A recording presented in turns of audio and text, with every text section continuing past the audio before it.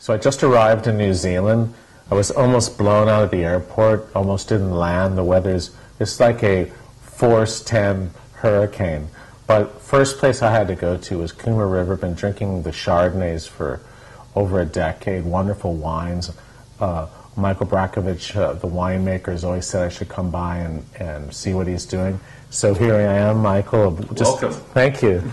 Just tasted a few wines, and I think that, you know, I know that you love white Burgundy, and you're not afraid to, when people say that your wines are very much like white Burgundy, but you also said that they have their own character as well. Maybe you could describe that.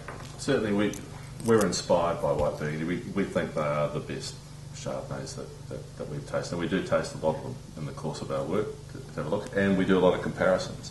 But there are differences, and I think one of the differences is that we get a brightness and almost a sharpness in our fruit that may have to do with the extra ultraviolet light that we have in our environment here. We just get slightly different fruit characters, and the textures can be a bit, I guess, softer. All of our soils here are clay, so it's quite different to the more limestone-influenced soils that you would find in Burgundy, for example. I think that's another critical difference.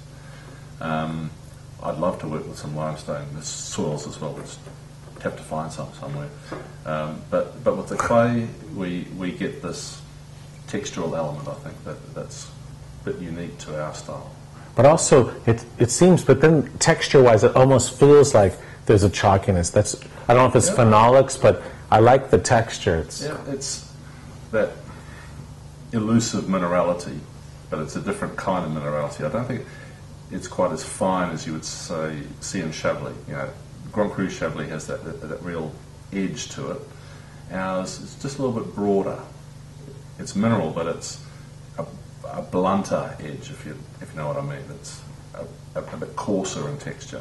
And when you were talking about UV, does that mean is the light more intense, or is it you get longer days, or do you have more light sun days? Our day length here is one of the shorter ones in New Zealand because of our latitude. So if you go down to Central Otago, for example, they have generally cooler conditions but longer day length.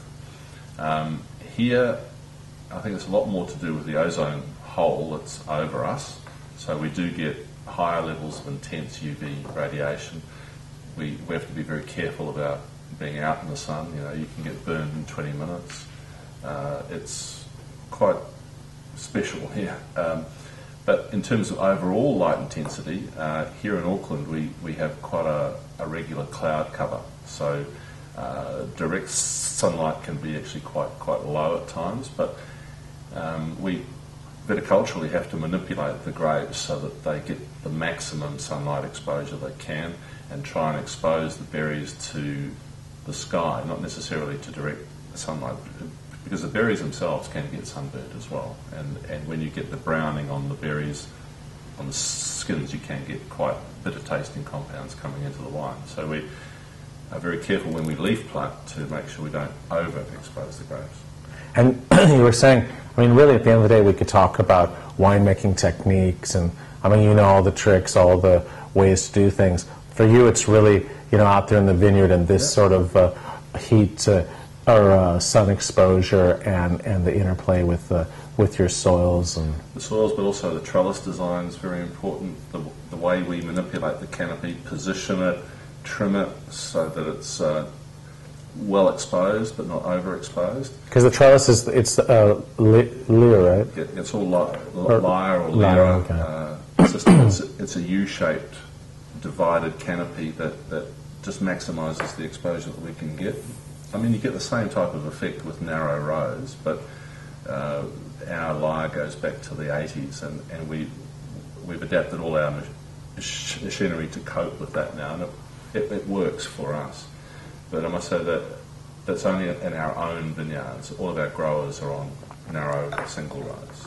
Well, let's taste a few of your older Chardonnays. We tasted the newer vintage 2009, but I'll be interested to see how those are, and we can talk about it afterwards. Great.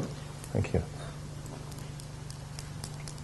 So, Michael, we just tasted some really fascinating older wines. I think there's a perception that that New Zealand wines are wines that you should drink young, and they show so much exciting fruit. Yeah. But this is, this proves that, there's real terroir, real character to these wines, structure. Is that important for you? It is, and it is very much vineyard dependent. So our simpler wines come from vineyards that maybe crop a bit more and give you that initial satisfaction, but maybe don't last quite as long in the bottle. But certainly our better vineyards, and Maddie's is one of those, where the characters change and evolve, and you see the benefit of that over maybe a 6 to 10 year period.